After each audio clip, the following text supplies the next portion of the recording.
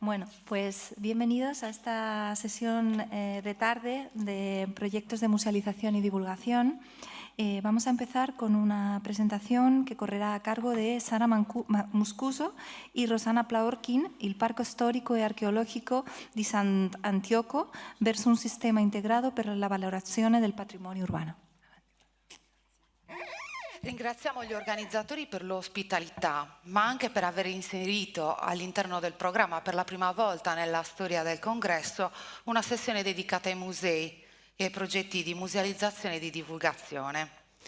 Ci è sembrato quindi doveroso proporre un aggiornamento sulle azioni che negli ultimi anni si stanno svolgendo a Sant'Antioco, una città che sorge su un insediamento pluristratificato che pone non semplici sfide per la valorizzazione del patrimonio archeologico. L'esigenza di un progetto per la creazione di un parco storico-archeologico urbano è dettata dalla presenza di un patrimonio diffuso, solo in parte già fruibile e spesso anche in maniera frammentaria e disorganica, la cui concentrazione si intensifica sui 20 ettari del centro storico e della periferia a nord della città. Il circuito urbano, completamente percorribile a piedi, comprende oggi 8 siti fruibili che spaziano dall'VIII secolo a.C. al 1800. Tuttavia c'è da sottolineare come la specificità dell'insediamento antico di Sulchi sia legata indissolubilmente al periodo fenicio-punico. Ciò rende il nascente parco storico-archeologico un esempio di musealizzazione in corso e di laboratorio di idee, che da un lato collabora attivamente con la tutela e la ricerca nel territorio, ma al contempo assume un ruolo di cerniera con la comunità, attraverso modelli gestionali partecipati, attività divulgative, ma anche con l'applicazione delle nuove tecnologie e nuove strategie comunicative. È proprio in questo senso che nel corso dell'ultimo anno è stata appositamente elaborata una brand identity che ha cercato di tradurre attraverso immagini, simboli e colore l'identità del parco, dei suoi valori e della sua storia millenaria. Il concept grafico si sviluppa a partire da elementi altamente distintivi come il logo del parco che vedete nello schermo, modellato su una fibula in bronzo raffigurante una doppia tanit rinvenuta a Sant'Antioco e attualmente esposta nel locale museo. Per ciascun sito è stata creata anche un'icona distintiva, stilizzata e ispirata all'essenza di ogni luogo, come ad esempio il simbolo di Tanit per l'area del Tophet, il portellone d'ingresso agli ipogei punici per la necropoli, o ancora il colonnato del Tempio per l'area dell'Acropoli tardo-repubblicana. L'utilizzo di tale linea grafica sia all'interno del parco sia nel nuovo sito web e anche nei gadget brandizzati valorizza notevolmente la comunicazione visiva, rendendola altamente riconoscibile e originale. A tutta questa serie di azioni che stiamo portando avanti è legata a una creazione la creazione di un'immagine unitaria del parco, si affianca anche la sperimentazione di soluzioni gestionali che vedono nella partecipazione del terzo settore un elemento e un'opportunità di crescita per la comunità locale. Nascono in tale ambito progetti innovativi che si affiancano a appuntamenti già consolidati e storici di carattere scientifico e divulgativo come la Summer School d'Archeologia Fenicio-Punica arrivata ormai alla 14ª edizione e anche di carattere più sociale come le rievocazioni storiche. Parliamo soprattutto della creazione di nuovi percorsi di visita incentrati sulla stimolazione cognitiva, emotiva e sensomotoria dei visitatori. E solo per citarvi alcuni casi, vi ricordiamo le visite tematiche multisensoriali dedicate al vino o ai profumi dell'antichità, lo studio di un percorso museale con l'utilizzo interattivo dei 5 sensi o ancora la visita notturna alla necropoli punica con l'utilizzo delle lucerne biligni previamente preparate dai visitatori. Un punto cardine dell'attuale progettazione è senz'altro l'applicazione di nuovi sistemi di comunicazione digitale impegnati sia per accompagnare al visitatore durante la visita al parco sia per la promozione del patrimonio antiochense. E questo è il caso dell'inserimento della realtà virtuale in perfetto stile videogame 3D inserito nel percorso di visita al museo archeologico, dove si trova una postazione apposita e dove attraverso l'utilizzo di visori e di gamepad il visitatore può immergersi nella casa all'interno, scoprire gli ambienti e gli oggetti che si trovano all'interno di una casa punica dell'antica Sulchi, riprodotta nei minimi dettagli. Il parco è presente sui social, sui principali canali social come Facebook e come Instagram, con anche in questa piattaforma con una rinnovata immagine che è totalmente coordinata con l'identità grafica che abbiamo presentato precedentemente.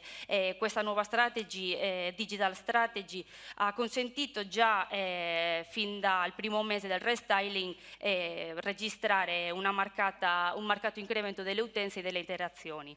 Il parco è presente su altre piattaforme social come Gaifi o Sketchfab, dove periodicamente vengono caricate e incrementati i contenuti, come per esempio i modelli 3D dei reperti più significativi della collezione museale.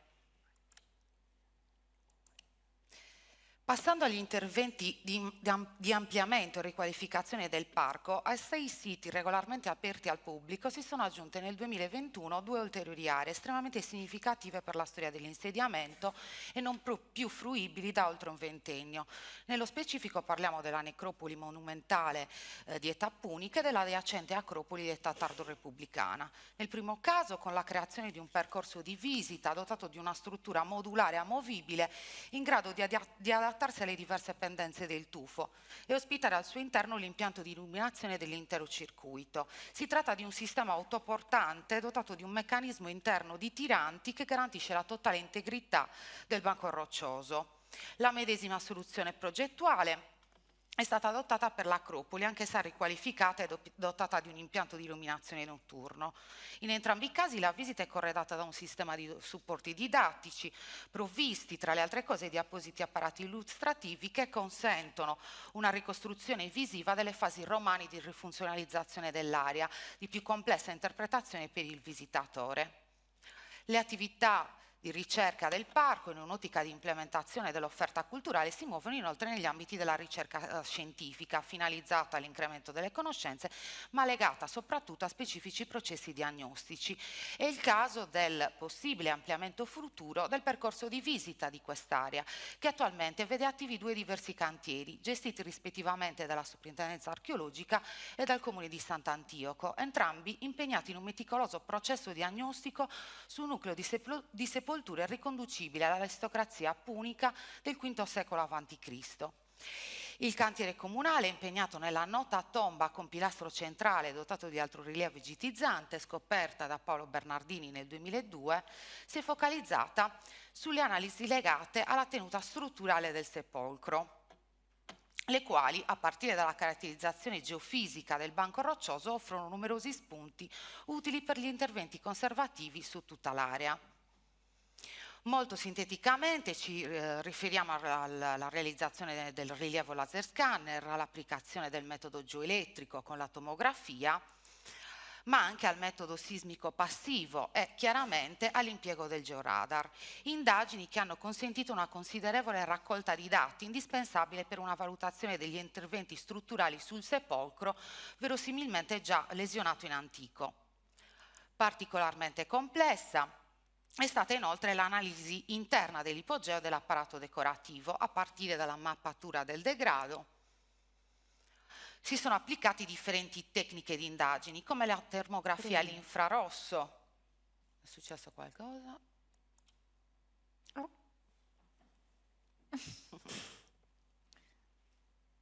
Torna indietro a vedere. No. Ecco. Ok. Questa non la prende. Andiamo comunque avanti. Quindi a partire dalla mappatura del degrado si sono applicate differenti tecniche di indagini come la termografia all'infrarosso per una valutazione dello strato pittorico che ha rivelato l'assenza di precedenti interventi o comunque dei disegni preparatori alla stesura delle pitture. Le analisi su sezioni sottili hanno consentito di individuare i materiali impiegati per la campitura pittorica. La colorazione nera ha rivelato fasi pigmentanti manganesifere, tra cui spicca la pirolusite. No? Sono stati 2. Tra cui spicca la pirorusite. Per il rosso invece sono state individuate fasi pigmentanti ferrifere, tra cui in primis spicca l'ematite, con evidenti caratteristiche di deposito originario puro o comunque di una fase di selezione intenzionale estremamente accurata. In entrambi i casi la cromatografia effettuata nei campioni prelevati dai livelli sottostanti a quello pittorico rivela l'assenza di specifici marker connessi alla presenza di composti leganti, come ad esempio elementi proteici, resini naturali o cere. Lo studio diagnostico ci porta oggi alla valutazione di soluzioni progettuali strettamente vincolate alla prioritaria azione di tutela del bene, il quale, in accordo con la soprintendenza e con l'opportuna cautela, potrà almeno in parte essere restituito alla pubblica fruizione, verosimilmente con una visione dall'esterno, mentre per un'esperienza totalmente immersiva saranno verosimilmente le nuove tecnologie ad offrire un prezioso supporto alla fruizione. Per concludere, il Parco, in collaborazione con l'Università degli Studi di Sassari, ha recentemente avviato uno studio archeometrico sulle ceramiche fenicio-puniche provenienti dall'abitato.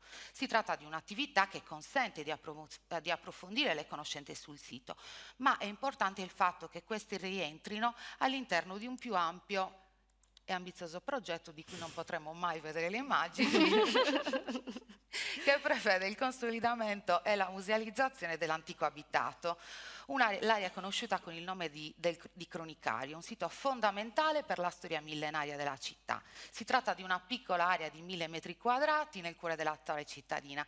Verrà dotata di una terrazza panoramica sul sito archeologico e potrà, speriamo nel prossimo futuro, costituire un nuovo tassello nell'offerta del parco. Grazie per l'attenzione. Grazie.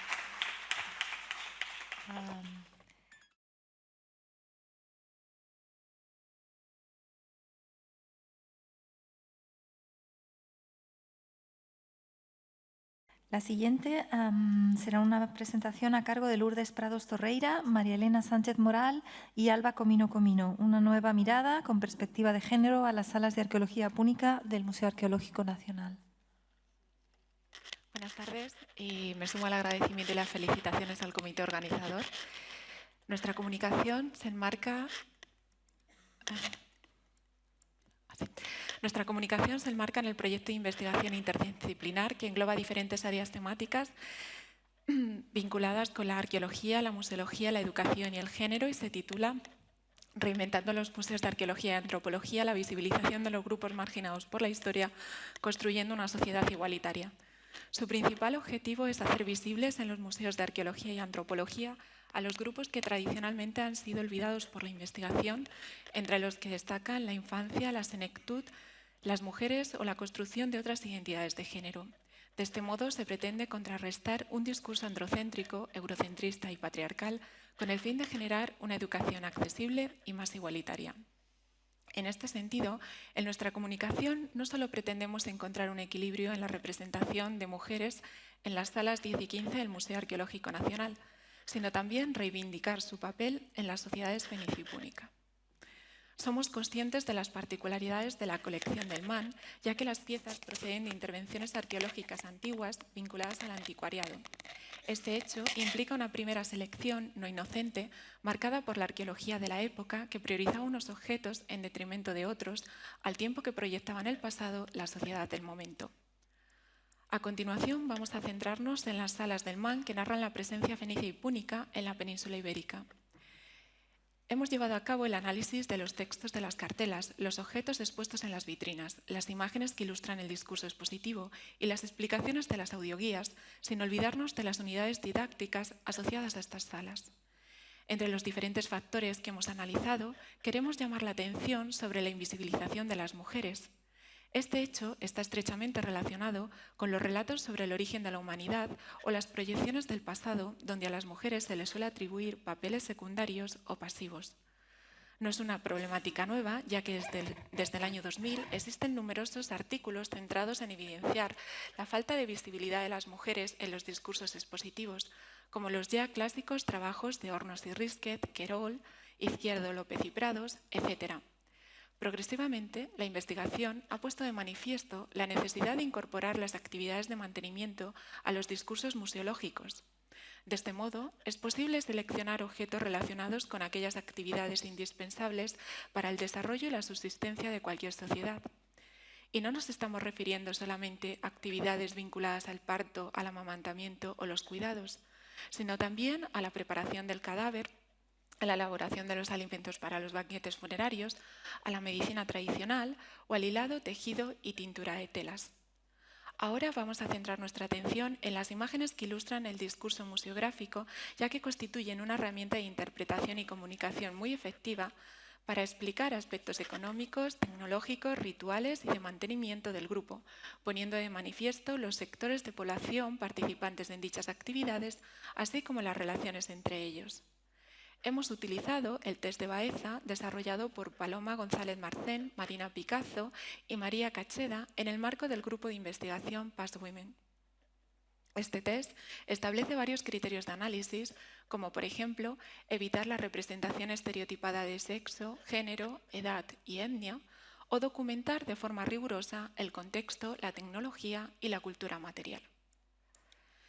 Hemos seleccionado esta ilustración de la sala 10 que aborda una escena portuaria en la que no hay representada ninguna mujer, pero tampoco encontramos personajes infantiles o de edad avanzada, ni de minorías étnicas entre los marineros, estibadores o comerciantes de la escena, lo que nos invita a reflexionar desde qué perspectiva se ha creado esta ilustración. ¿No existirían mujeres que participasen en los viajes o en el proceso de preparación de las embarcaciones? ¿No habría niños ayudando a cargar los barcos, ni marineros experimentados? ¿No viajarían comerciantes de diferentes etnias? ¿Y qué hay de la mano de obra esclava? Las ausencias permiten plantear muchos interrogantes que nos obligan a comprobar, por ejemplo, si existe alguna investigación que analice cuestiones de género en el denominado proceso de colonización fenicia, o la necesidad de abordar esta problemática. En la actualidad, gracias a los estudios de ADN mitocondrial, como los desarrollados por los equipos de Pierre Salua o Lisa Mathieu-Smith, se ha puesto de manifiesto que existió una importante migración de mujeres desde la franja levantina hacia el occidente durante este periodo.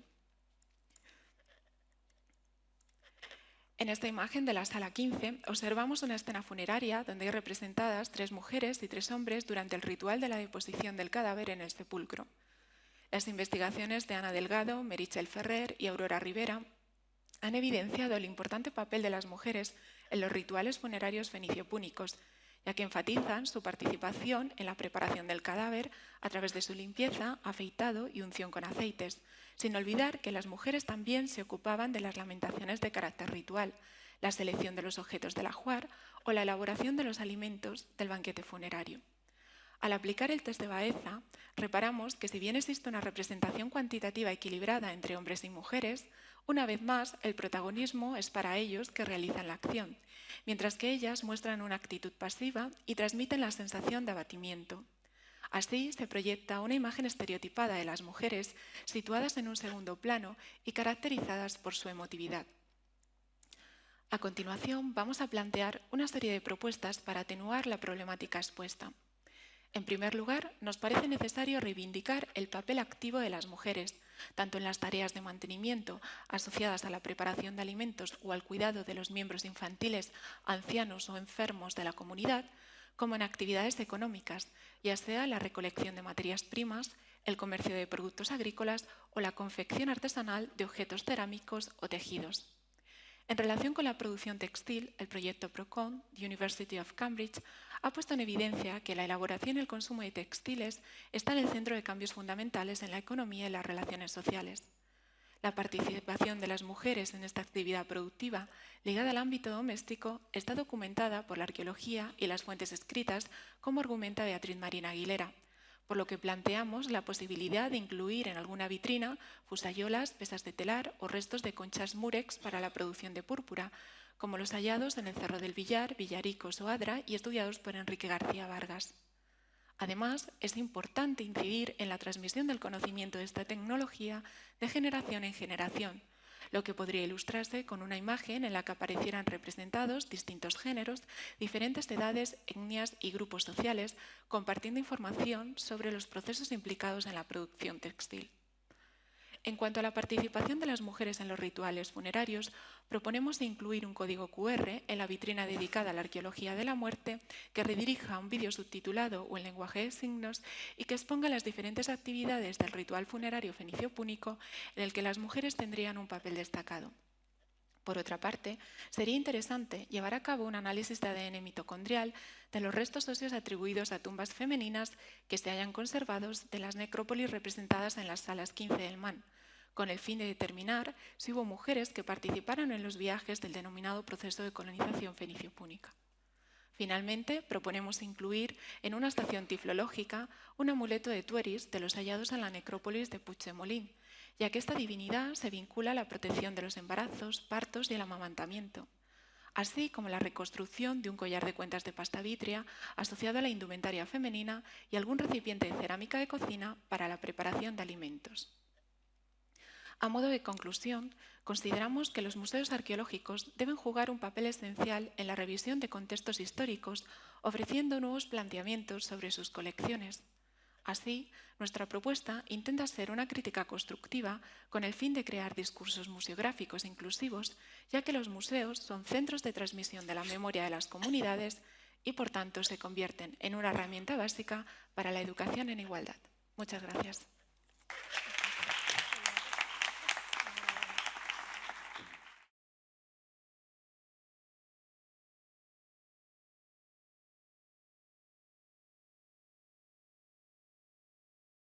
La siguiente comunicación correrá a cargo de María Bofil, Marta Santos, Lionel Isaac, Igor Bogdanovich, Benjamín Costa, Jordi H. Fernández, Elisa Hernández, Sofía Isaac, Elena Jiménez, Ana Mezquida, Joaquín Tremoleda y Oriol Vicente.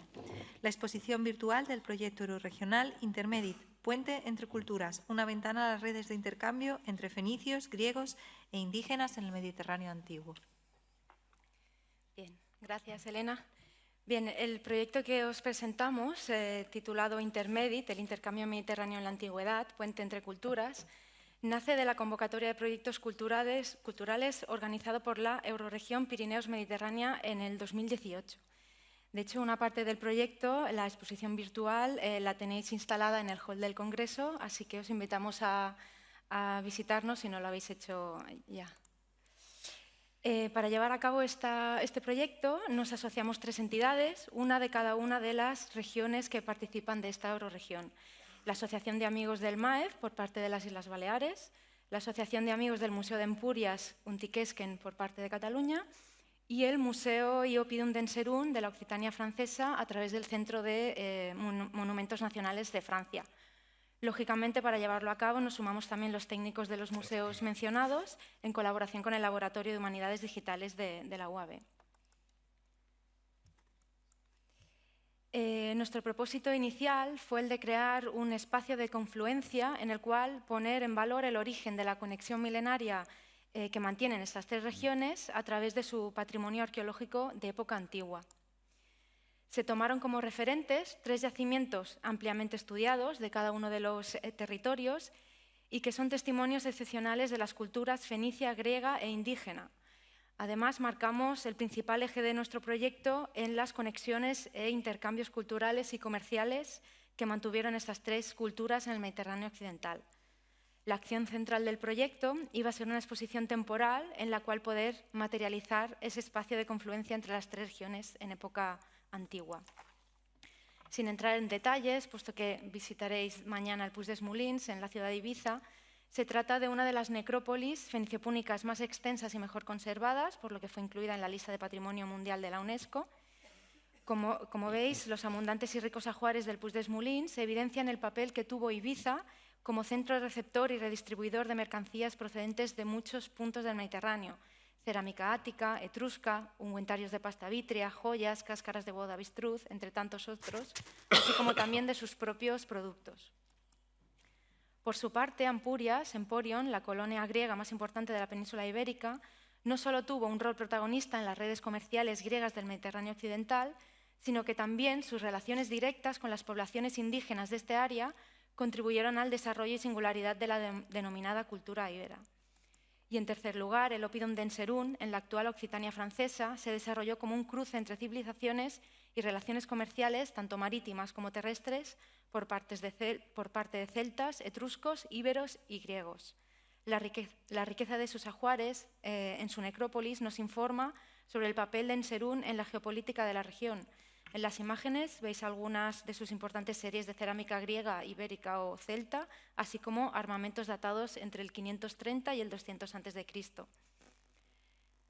En cuanto a los objetivos iniciales del proyecto, nos planteamos sobre todo centrarnos en innovar en la creación de contenidos museográficos como vía para integrar una mayor diversidad de audiencias y que además nos ayudara a poner en valor, sensibilizar y concienciar sobre el patrimonio arqueológico como nexo de unión entre estos tres territorios. Las acciones principales planteadas fueron la exposición temporal mencionada, una serie de actividades divulgativas, un portal web del proyecto y finalmente estaba previsto clausurar el proyecto con un workshop científico. Todo ello tuvo que ser reorientado y rediseñado en el 2020 a causa de la pandemia y si bien desde un inicio con el Laboratorio de Humanidades Digitales de la UAB habíamos iniciado la digitalización y la creación de réplicas 3D de piezas arqueológicas en los 3 museos, además también pusimos en marcha el portal web del proyecto. A partir de marzo de 2020 trasladamos todas las acciones del proyecto al entorno virtual y comenzamos a trabajar en la exposición virtual Intermedit. De esta forma se amplificaba la difusión y el público potencial del proyecto gracias a la red de Internet, en un momento en el que todos los museos tuvimos que reinventarnos ante la nueva situación sanitaria. Y para presentaros esta parte del proyecto, le paso la palabra a Igor Bogdanovic, que es técnico de la UAB. Vale, gracias María. Muchos de vosotros ya habéis visitado nuestro pequeño stand con la exposición virtual, con los resultados de lo que íbamos haciendo, pero no quería seguir sin antes reflexionar un momento sobre este detalle que es de base, ¿no? De por qué digitalizamos, por qué es una exposición digital. Digitalizamos para obtener nuestra presencia, para poblar el mundo virtual con el conocimiento arqueológico. Los objetos digitalizados pueden servir de documentación, para preservación de documentos de información sobre ellos, para investigación, para transferencia, para divulgación, para todas estas partes del proceso que arqueólogos y arqueólogas están ejecutando con los objetos. ¿No? Esto resulta en creación de un ecosistema digital de conocimiento arqueológico representado por los objetos digitales, ¿no? Y todo esto está brindando una buena accesibilidad a este conocimiento para utilizarlo o para transformarlo, para aumentarlo. Un objeto digital no es una copia simple de un objeto real, sino es un conjunto de elementos digitales que lo representan, ¿no?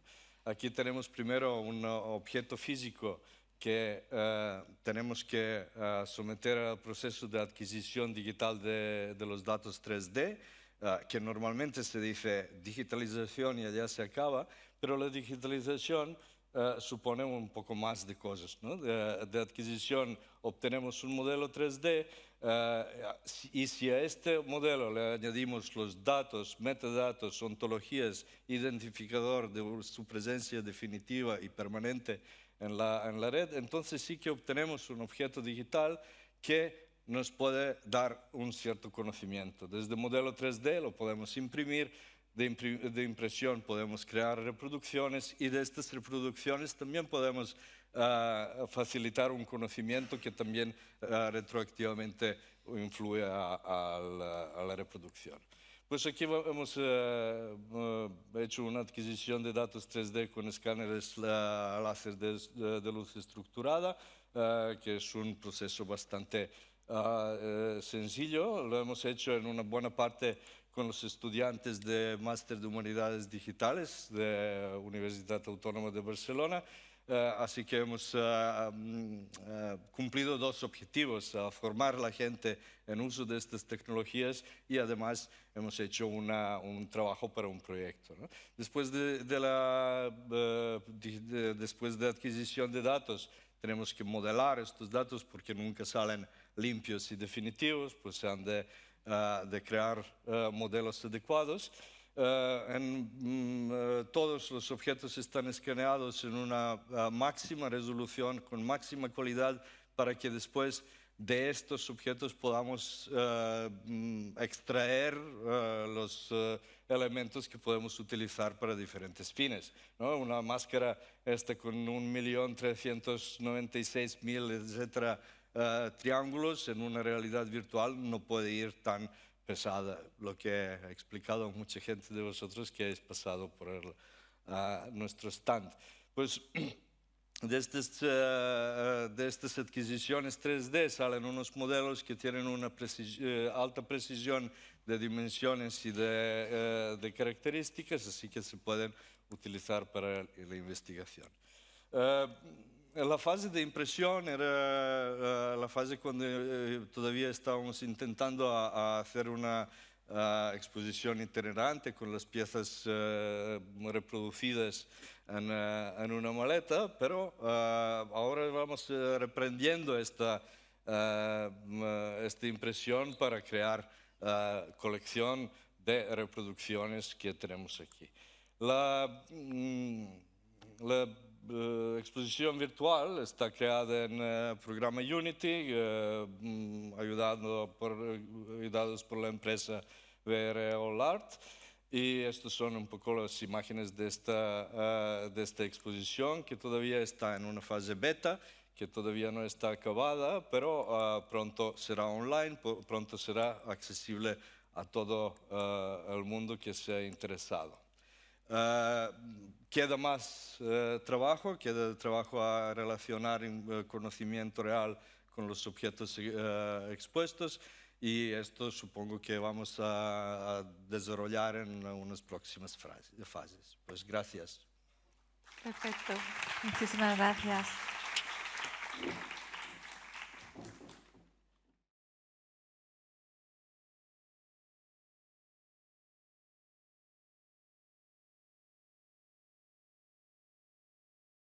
La siguiente presentación correrá a cargo de Joan Ibáñez, Uriol Vicente, Igor Bogdanovich, Elena Jiménez i Maria Bofill.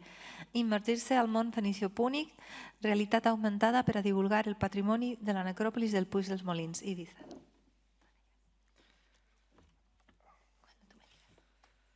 Bona tarda a tots. En aquesta ponència tractarem l'ús de la immersió per valoritzar i divulgar el patrimoni fenicio-púnic, i ho farem a través d'un projecte col·laboratiu que hem portat a terme entre el Museu Arqueològic d'Eivissa i Formentera, juntament amb l'Associació d'Amics d'ESMAEF i amb la Universitat Autònoma de Barcelona, concretament amb els Open Labs. És un projecte finançat per la Conselleria de Fons Europeus, Universitat i Cultura, d'ESGOIP, i el posaré en relació amb el meu treball final de màster, que he realitzat pel màster de Humanitats i Patrimoni Digitals de la UAB, i és un treball que està dirigit cap a aquest projecte on analitza l'ús de la immersió per aplicar projectes culturals digitals. Bé, el nostre projecte és de divulgació i musealització de la cultura fenicio-púnica i pren com a base unes visites teatralitzades de recreació històrica que se fan en el Museu Arqueològic d'Eivissa i Formentera, i concretament en el jaciment arqueològic de Puig dels Molins, i són unes representacions teatralitzades amb actors que recreen aquests ritus funeraris i púnics i els seus enterraments. I són unes visites que, complementades amb l'accés al museu i les seves peces, omplen un buit de coneixement molt important dins les visites convencionals, que és de veure de prop aquestes accions socials que hi succeïen. I, a més, ofereixen un alt grau d'immersió per al públic. No obstant, aquestes visites teatralitzades en llocs patrimonials no sempre són una opció, i el nostre repte és de trobar una alternativa a l'alçada que fos sense actors físics i que no suposés l'afluència de tantes persones, també per mort de pandèmia i de Covid, però que a la vegada mantingués aquest missatge tan important a transmetre de les accions socials que estan lligades en els fons del museu i seguís mantenint un alt grau d'immersió. D'aquesta manera, entenent que la immersió era un factor clau en aquesta activitat, vaig estar investigant com en podien generar i com ens estava oferint realment. El primer que vaig trobar va ser que és un concepte molt difús, inclús en la seva definició i naturalesa, ja que té moltes accepcions depenent de l'àmbit de qui l'estigui definint i de quin enfocament li estigui donant, el qual no fa sinó augmentar més la seva complexitat. Però si m'anem a la seva etimologia, veiem que prové del llatí immergo, que literalment vol dir submergir-se o enfonsar-se en líquid, i en aquesta línia, Janet Murray, que és catedràtica a l'Institut Tecnològic de Geòrgia, ens explica que és la sensació d'estar envoltats per una altra realitat, tan diferent com l'aigua és de l'aire, que pren tota la nostra atenció, tot el nostre aparell receptiu. Se tracta d'una explicació que agafa aquest sentit original de la paraula i que, a més, sintetitza molt bé la naturalesa dual d'aquest concepte, ja que podríem dir, de manera molt resumida, que tots els seus enfocaments se situen en algun punt entre dues màximes o dues maneres d'entendre'l, ja que amb immersió podem referir-nos a la qualitat d'una experiència, tant a nivell perceptiu com psicològic. A nivell de percepció, la immersió significaria el grau en què els sentirs de l'usuari són monopolitzats per l'experiència i a nivell psicològic estar immers significaria estar mentalment absorbit per una activitat o una experiència. D'aquesta manera, igual que hi ha diferents enfocaments entorn al concepte d'immersió, també és hora d'aplicar-ho trobant diferents maneres d'aplicar-ho i diferents mecanismes de generar immersió, segons l'àmbit i segons el seu context especial. Per exemple, veiem que en els parcs temàtics la immersió dependria molt significativament de la delimitació clara dels seus espais físics, o en el teatre immersiu veiem com s'aconsegueix rompent aquestes tradicionals fronteres entre allò que és virtual i allò que és material, implicant el públic a la mateixa obra. Com la produïm per projectes culturals de divulgació de la cultura fenícia púnica?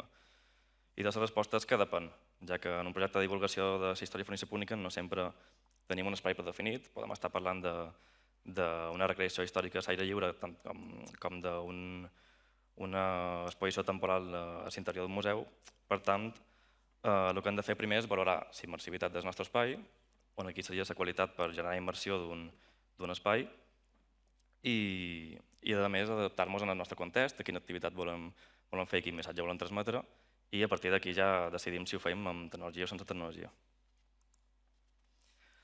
Bé, està molt bé això de dir que hem dissenyat una experiència immersiva, però realment què ens està aportant aquesta immersió? I és que té una sèrie d'avantatges generals que ja estan molt estudiats, com són una major connexió emocional del públic, una major implicació a vegades física d'aquest, una major concentració en l'activitat i, en definitiva, una major assimilació i retenció del missatge. Però, a més, té un gran avantatge per al món de la divulgació i del patrimoni de la cultura fenícia púnica, que és un increment de la sensació de presència cultural. Segur que molts de vosaltres ja heu sentit parlar d'aquest concepte, i Laia Pujol i Eric Champion, que són els seus grans artífexs, ens expliquen com l'experiència subjectiva d'un mateix, de sentir-se conscient, aprenent més o temàticament immers en altres sistemes de creences o sistemes de creences del passat. És un concepte que, si li donem una petita volta, el podríem definir també com la sensació de sentir-se present a una altra cultura, a un altre temps i a un altre lloc que no són els teus. I tot i que Pujol i Champion ho expliquen en entorns virtuals, no és un concepte intrínsec de la tecnologia digital, sinó que és, de fet, un concepte que va aplicar-se i cercar-se des de fa molt d'anys a activitats de time traveling històric i d'història viva que sempre s'han considerat un mode de presentar entorns i maneres de viure històrics de manera molt directa i viva i que, en definitiva, són experiències que se poden enriquir molt si no és que necessiten totalment d'una bona immersió en els seus espais. El que ens du una altra vegada en el nostre projecte i quines solucions hem donat, i és que sabent tot això vàrem veure molt clar que estàvem gaudint d'un espai que tenia una gran immersivitat, com si pugeu de la mula, que qui hi hagi estat ja sabrà que només entrar-hi ja te dona una sensació d'estar en una atmosfera completament diferent que de l'exterior. Per tant, vàrem veure clar que el nostre sistema s'havia de basar en situar el mecanisme d'immersió i d'experiència en els voltants i jugar amb l'entorn i amb el sentit de l'usuari. Per tant, se cercaven sobretot accentuar aquesta sensació de presència cultural i a la vegada impactar l'usuari aprofitant aquesta potencialitat de la zona. D'aquesta manera, el sistema que hem dissenyat s'ha basat primer en una gravació d'uns actors, a la necròpolis de Puig dels Molins, duent a terme un enterrament i uns rituals funeraris, i aquesta gravació després se projecta sobre un vinil que està col·locat davant un dels hipogeus a la mula i va acompanyada d'un so immersiu i d'uns llums de llantes fenícies que estan recreades en 3 dimensions i impreses en 3 dimensions també, amb els que se va jugant per donar la sensació al públic que aquells que estan duent a terme ritual estan passant realment per allà. I quan acaba aquest audiovisual se deixa veure a través de la pantalla, que és una pantalla que és un vinil microperforat que si s'il·lumina a darrere se deixa veure a través, i se mostren les restes materials que s'han estat veient durant l'enterrament i durant el ritual, i cercant impactar l'usuari amb aquesta idea que s'està trobant en el mateix lloc on succeïen aquestes accions i a la vegada connectant amb els fons materials del museu. A més, crec que també, a diferència d'altres experiències amb realitats esteses, que solen ser individualitzades, aquesta suposa una experiència col·lectiva, la qual manté certa fidelitat amb el seu format original i, a més, crec que té un valor afegit. Bé, aquí podeu veure 3 imatges de les gravacions que van fent els actors i que després se projecten. La primera s'estaria duent a terme el ritual fenici i a la segona i la tercera un dels esclaus estaria duent ja s'aixovar cap a si ja una vegada s'ha enterrat en el difunt. I bé, finalment, a mà de conclusió i de reflexió, dir que tota és una experiència que encara queda per sortir definitivament en el públic, tot i que ja s'ha provat en públic i ha tingut bastant d'èxit. Poden dir que és un sistema amb el que hem trobat una alternativa que ha omplit amb les necessitats del moment i que pot ben bé haver recreat les condicions per seguir oferint una bona immersió i seguir transmetent aquest missatge tan important de les relacions socials que hi ha darrere les restes materials. I també dic que tot i que en aquest cas han trobat convenient trobar una solució tecnològica, no sempre aquesta és la resposta quan estem parlant d'experiències immersives per divulgar el patrimoni, però sí que veiem que en aquest món de la divulgació històrica ens pot donar respostes determinades a problemes i necessitats molt determinats i té certa capacitat per generar immersió. Finalment, també dic que veiem molt clar que la immersió és una qualitat clau per la divulgació de la cultura fenícia púnica, en tant que no se solen donar tant travelings i recreacions com a altres èpoques i altres cultures més divulgades, i de vegades és difícil per al públic no especialitzat entendre aquesta societat que hi ha darrere les restes arqueològiques. Per tant, una cerca d'immersió a les nostres activitats ens pot ajudar molt a trobar aquesta sensació de presència cultural i, en definitiva, omplir aquests buits de coneixement que moreixen les visites convencionals. Bé, gràcies per escoltar-me i esteu convidats a venir en aquesta experiència quan vulgueu.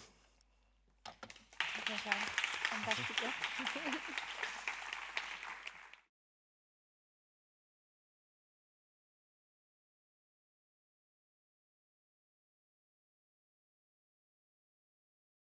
De Alberto José Lorrio Alvarado, Fernando Prados Martínez, Mariano Torres Ortiz, Esther López Rosendo, José Gambín Lorenzo, Antonio María Menárguez, Francisco Javier Parres Moreno y Julio Treyes Martí. La ruta de los fenicios, Guardamar del Segura Crevillén, fenicios e indígenas en el Bajo Segura y la Sierra de Crevillén. Bueno, cuando queráis. Buenas tardes. Vamos a dar comienzo. Sí, okay, bien. Perfecto. No, primero disculparme porque al poner los autores, estamos por un lado los miembros de los equipos que estamos colaborando en el proyecto, es decir, con Peña Negra, Fonteta y Cabeza Pequeño del Estaño, y después las instituciones, fundamentalmente, el Ayuntamiento de Crevillente, con su museo, y el Ayuntamiento de Guardamar. Pero en esa lista falta Antonio García Menárguez, que es el antiguo director del museo y codirector con Fernando Prado, ¿no? Entonces acabo de ver el error entonces, bueno, pues me disculpo. A ver,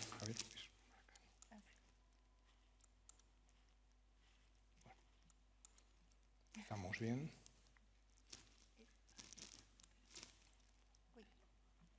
No. Pero he pasado 2, de hecho.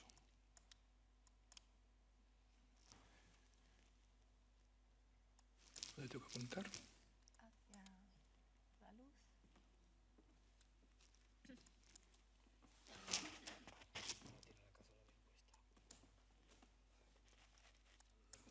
si quieres. Teoría es que vaya pasando. Ahora. Pasa a la siguiente. Bien, la Ruta a los Fenicios es uno de los itinerarios culturales del Consejo de Europa, suficientemente conocidos. Bueno, incluye una red de lugares arqueológicos visitables en diferentes áreas, en el caso de la península ibérica, pues del territorio peninsular, incluye también el camino de Aníbal, es decir, bueno, que tiene diferentes opciones y, bueno, pues desde nuestra investigación en el sureste de la península ibérica, la zona del Bajo Segura, a través de los ayuntamientos de Guardamar y de Guardamar del Segura y de Crevillent, pues se planteó la incorporación de cada uno de estos ayuntamientos y nosotros como equipos que estábamos trabajando en la zona, pues el colaborar pues para vertebrar una ruta real, es decir, que partiera de unos datos contrastados, donde teníamos por un lado dos yacimientos fenicios suficientemente conocidos, como es la Fonteta y el Cabezo Pequeño del Estaño, en la desembocadura del Segura, y de entrada el asentamiento indígena de Peña Negra, suficientemente conocido en la bibliografía española, pero todos ellos objeto de excavaciones en los últimos años y la posibilidad de incorporar alguno más, como los Saladares, donde también estamos trabajando, pero todavía en un periodo, digamos, de inicio de las excavaciones y todavía sin haber realizado actuaciones de restauración. Bueno, básicamente, sencillamente, esto es por ilustrar ese contenido arqueológico real, es decir, los datos que justifican esa ruta. Estos yacimientos, bueno, por la cronología estamos entre el siglo finales del X, inicios del IX para los yacimientos indígenas, en el caso de Peña Negra, hasta finales del siglo VI y, bueno, pues en los yacimientos fenicios entre el siglo VIII y el siglo VI, ¿no? Que sería el marco que justificaría, digamos, esta ruta con independencia de que se le incorporaran otros elementos patrimoniales, ¿no? Y no podía dejar de recoger la cita de Avieno, que efectivamente, bueno, pues aunque efectivamente es muy posterior, parece que está recogiendo información de este momento, ya que, de forma explícita dice que los fenicios fueron los primeros pobladores de estos parajes. Evidentemente hasta los años 80 no hay noticia de la presencia fenicia real en esta zona y por lo tanto, en fin, los datos parecen suficientemente significativos. Después señala que aquí estaba el límite de los Tartesios y aquí estuvo la ciudad de Erna, que podemos identificar con Peña Negra. Bueno, el caso del Cabezo Pequeño del Estaño, que fue presentado ayer, simplemente va a dar un contrapunto a lo que Alberto va a presentar después. Está en un estado mucho más incipiente porque, sobre todo, tenemos un problema de tipo administrativo. El yacimiento del Cabezo Pequeño del Estaño se encuentra en un terreno privado, en un terreno, además, que se va a urbanizar en los próximos años y hay un compromiso, hay un convenio firmado con la empresa que van a potenciar precisamente la restauración. A pesar de eso, aunque contamos siempre con presupuestos muy ajustados, sí que hemos llevado a cabo una política de puesta en valor, ¿no? En la medida de lo que hemos podido. Puede pasar. Sobre todo, pase a la siguiente. Sí, sobre todo, bueno, poner en valor algunos de los elementos que pueden dar también el contrapunto a todo lo que es este paisaje fenicio del Bajo Segura. El Cabezo Pequeño del Estaño, a pesar de que, como saben, solo conserva una pequeña parte de lo que fue su extensión original, tiene algunos elementos con bastante potencialidad arqueológica, incluso del panorama turístico, como puede ser la fortificación, como puede ser también el reciente foso nube que hemos localizado. Y además, pasa Alberto.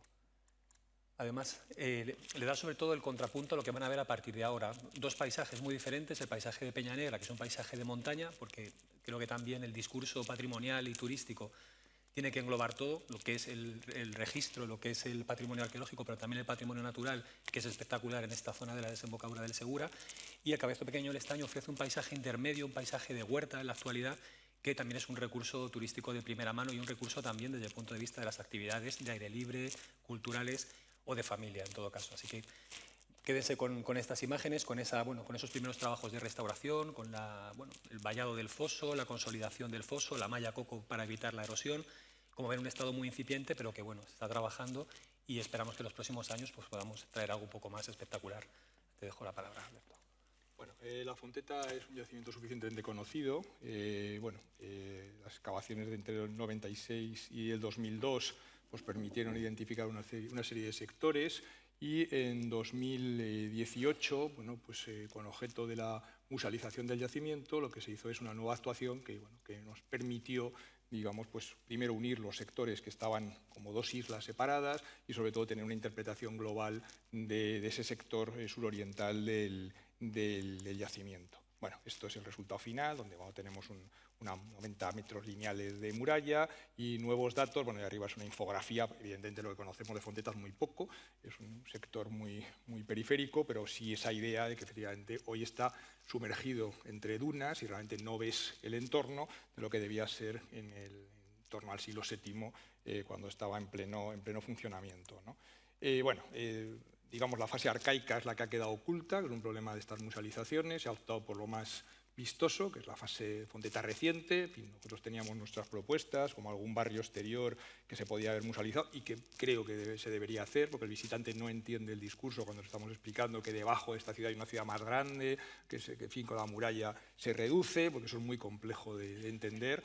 Pero bueno, donde tenemos urbanismo, tenemos esas áreas metalúrgicas, potentes basureros, y sobre todo la fase reciente, con diferentes imágenes de los diferentes equipos, incluido el nuestro, donde pues lo que se ve realmente es el lienzo de muralla, construida hacia el 600, y una serie de habitaciones, de áreas de circulación, un santuario que presentaremos pasado mañana, en fin, y todos esos elementos que son muy diversos, nos ha permitido que el visitante pueda tener esa vista, digamos, de la zona interior en este caso, ¿no? Bueno, todo esto se articula en el caso de la Fonteta y también de Cabezo Pequeño del Estaño dentro del proyecto Memoria de Arena, que incluye una serie de rutas del Ayuntamiento de Guardamar, pues unas, digamos, más intraurbanas, otras que recorren el territorio y donde, la Fonteta, ya lo ven arriba, está rodeada de esa pinada, en esa zona de dunas y donde, tenemos otro elemento patrimonial esencial, que es la Rabita Califa, es decir, que es un elemento, muy destacado, ¿no? Y diferentes imágenes del estado actual, ¿no? Tanto de la parte interior, con esas viviendas y esos espacios, digamos, adosados, o de la parte exterior, con esa muralla magníficamente conservada, con un antemural de adobes, un glacis, en fin, una serie de elementos que, que completan, digamos, la visita tal y como está planificada. Peñanegra es el contrapunto, es decir, Peñanegra está en la Sierra de Crevillente, a 21 kilómetros lineales, esa línea recta, tiene 40 hectáreas, de Fonteta tiene 2, digo, para entender un poco las dimensiones. Tenemos todo, digamos, la ocupación desde el Bronce final, con la continuidad durante época del Hierro Antiguo, con lo que implica por las conexiones con Peñanegra, con la transformación de un núcleo indígena, en fin, todos estos procesos que nos parecen enormemente interesantes, con una necrópolis vinculada, aunque hay un periodo de no coincidencia, pero que nos permite, digamos, tener unos datos muy fiables y donde, González Prats excavó los años 70 y 80 y nosotros en 2014 hemos desarrollado diferentes actividades. Allá se ve, en fin, lo complejo, ¿no? La erosión, en fin, es un yacimiento enormemente difícil y sobre todo también para musealizar y, por las propuestas de restitución que están incorporadas en los paneles, como veremos ahora, y donde, ya hemos inaugurado una ruta que tiene, son 10 o 11 paneles, digamos, de visita autoguiada, que dura casi 2 horas, porque realmente tienes que, que subir. Es un espacio, Fonteta es un espacio cerrado, está delimitado con una valla, es decir, con acceso, con visitas guiadas.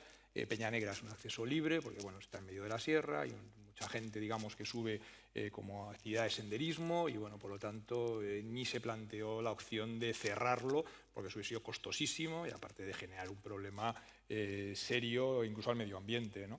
Y permite al final diferentes espacios normalmente urbanos, hay fragmentos, líneas de muralla muy erosionadas, en fin, que nos permiten espacios cultuales, que nos permiten dar una visión variada de este espacio, ¿no? Esto es una de las viviendas excavadas por González Prats, que es donde pone vivienda, una excavación nuestra donde completamos, eso también fue una labor importante. El yacimiento estaba sin proteger, entonces actuamos en zonas donde se había excavado, recuperamos esas zonas, lo cual era una inversión, rentabilizar, digamos, esos edificios que estaban abandonados, entenderlos en su globalidad y después restaurarlos y hacer una presentación también al público. Y finalmente, ver esa dinámica donde tenemos, por un lado, es decir, esos yacimientos de sierra que comentaba Fernando, esa zona de costa y donde los museos, tanto el de Crevillent como el de Guardamar, se convierten en elemento esencial, digamos, de la visita como elemento que lo articula con una realidad, porque ya digo, Cabezo Pequeño está en fase de musealización, los yacimientos son perfectamente visitables, están permiten, ya cuando de hecho los paneles incorporan información en Guardamar de Crevillent y de Crevillent de Guardamar, lo cual me parece que es muy interesante a nivel de ayuntamientos, ¿no? Que unos a otros se hagan guiños. Y bueno, y después los saladares, que es un yacimiento enormemente interesante, donde bueno, la excavación antigua planteaba un hábitat en la ladera, y con el georradar y la excavación pues hemos documentado que el hábitat se documenta también en el llano, con lo cual se convierte en un yacimiento muy relevante de cara al futuro y a la incorporación también en esta ruta. Y nada más, muchas gracias. Muchas gracias.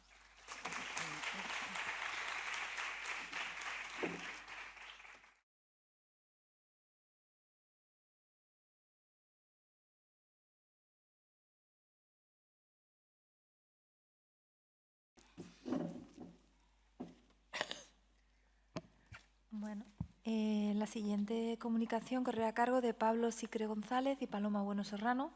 Nuevas tecnologías para el estudio y difusión de estructuras fenicias. El caso de la muralla fenicia del Cerro del Castillo, siglo VII a.C., Chiclana de la Frontera, Cádiz.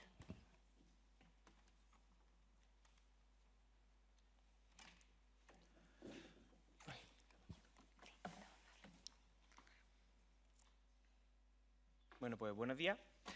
En esta comunicación queremos transmitir la importancia del uso de las nuevas tecnologías aplicadas al estudio y difusión de estructuras fenicias. Hemos querido ejemplificarlo con los resultados derivados de nuestro trabajo final de máster, en el que hemos aplicado las metodologías propias de la arqueología virtual, en el caso concreto de la muralla fenicia del Cerro del Castillo. La reinterpretación de los datos que teníamos sobre la muralla ha sido realizada gracias a la implementación de la arqueología virtual como herramienta de representación gráfica y de difusión, aplicadas en la reconstrucción y recreación histórica de esta estructura. Con este trabajo queremos mostrar la importancia de las nuevas tecnologías en el análisis y, sobre todo, en la difusión de los resultados científicos de las investigaciones histórico-arqueológicas. A lo largo de los últimos años, ha habido un incremento en el uso de estas nuevas tecnologías, principalmente basadas en el registro y documentación arqueológica, como es el caso de la fotogrametría o el escáner 3D. Sin embargo, aún no se ha implementado en la presentación y difusión de los resultados de las investigaciones, la reconstrucción y la recreación virtual en concreto, aunque queremos destacar los casos pioneros del Turuñuelo, Tejada la Vieja o La Fonteta. La arqueología virtual, como disciplina, no tiene actualmente una gran visibilidad en nuestro ámbito de estudio. Esta disciplina, a pesar de la crítica en cuanto a la veracidad de sus resultados, posee una potente base documental con una ética científica muy definida. La crítica a la arqueología virtual se centra en la posible invención de los resultados generados. Sin embargo, en realidad presenta una transparencia en la toma de decisiones y la representación gráfica de los resultados mucho mayor que las observadas en las publicaciones académicas tradicionales. Esta ética y fundamentación metodológica se viene desarrollando principalmente desde principios del siglo XXI, aunque con una larga tradición anterior relacionada con el mundo de la restauración. Desafortunadamente, en nuestro país solo podemos formarnos en esta disciplina gracias a cursos especializados, no reglados, y principalmente gracias al máster de Patrimonio Virtual de la Universidad de Alicante, siendo este último de carácter propio. Para entender la diferencia entre recreación y reconstrucción, en esta imagen podemos apreciar la reconstrucción de la estructura con unos datos constatables arqueológicamente y la recreación histórica de su entorno. La diferencia entre ambas consiste en la constatación arqueológica in situ de los vestigios materiales que lo conforman o la recreación de los mismos en base al contexto histórico general. La metodología principal utilizada en la documentación y presentación de hipótesis reconstructivas se ha venido desarrollando durante la década pasada en Italia, de la mano del profesor Emanuele Demetrescu, con la denominada como Extended Matrix. La Extended Matrix consiste en la representación gráfica con una morfología similar a la matriz de Harris del trabajo de documentación previo al desarrollo de las hipótesis reconstructivas.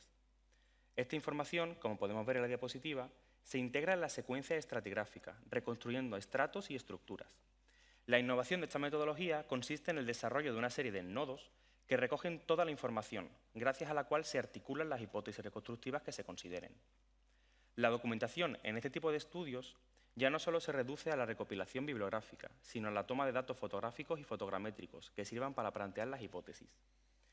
En la parte superior de la diapositiva podemos observar el flujo de este tipo de trabajos, desde la captura de datos fotogramétricos hasta su inserción en recreaciones de contextos histórico-arqueológicos. En este caso concreto, uno funerario, para transmitir una idea clara sobre su uso y funcionalidad. La transparencia en el registro de las decisiones tomadas se puede rastrear y modificar, pudiendo representarse las diferentes consideraciones planteadas durante el proceso de trabajo.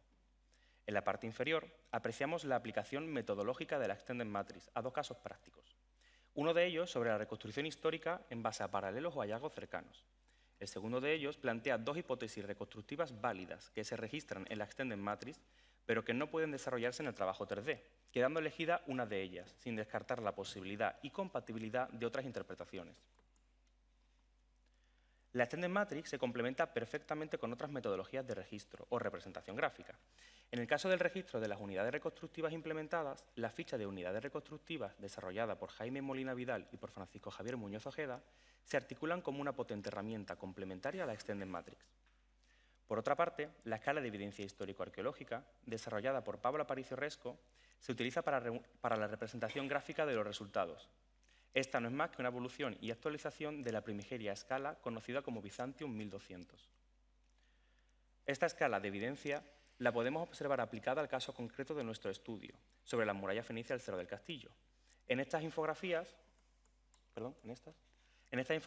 podemos observar la evidencia histórico-arqueológica de todos los elementos que componen la reconstrucción, por lo que de un simple vistazo podemos interpretar los resultados obtenidos.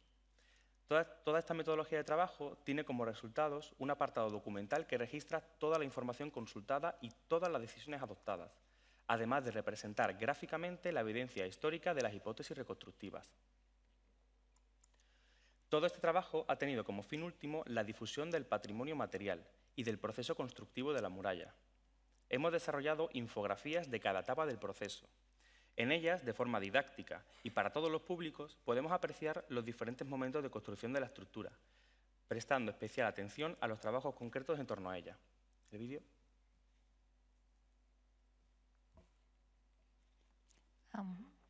El vídeo. Sí.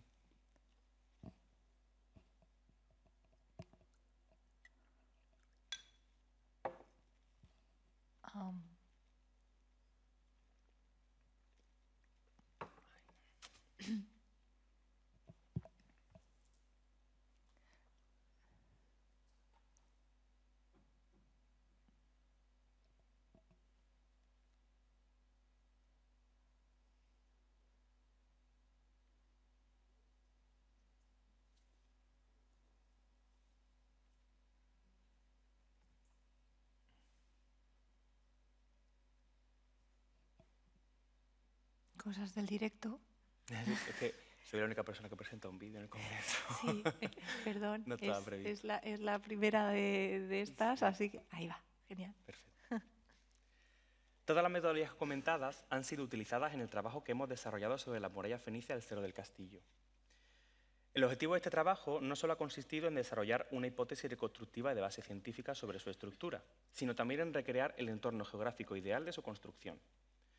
Por otro lado, hemos llevado a cabo un audiovisual que compila toda la información sobre su proceso de construcción y la plasma en un vídeo de corta duración atractivo a todos los públicos. En este vídeo, si tuviera sonido, podríamos observar los diferentes sonidos propios de una obra, de una construcción, de los animales que se representan en ella, etc.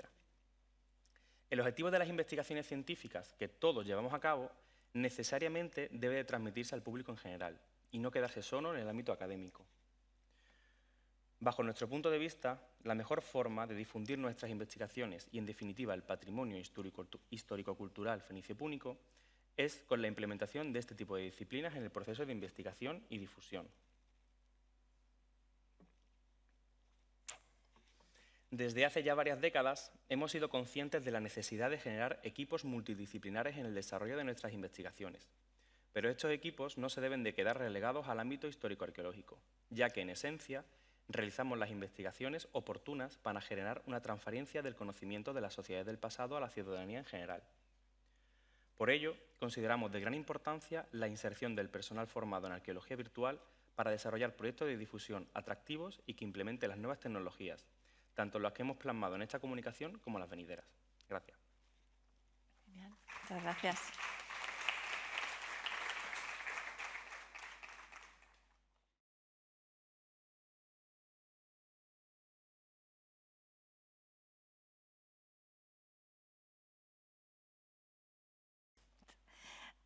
Bien, la siguiente correrá a cargo de Clara Toscano Pérez y Juan Manuel Campos Carrasco, puesta en valor y divulgación del yacimiento de Tejada la Vieja, Escacena del Campo, Huelva.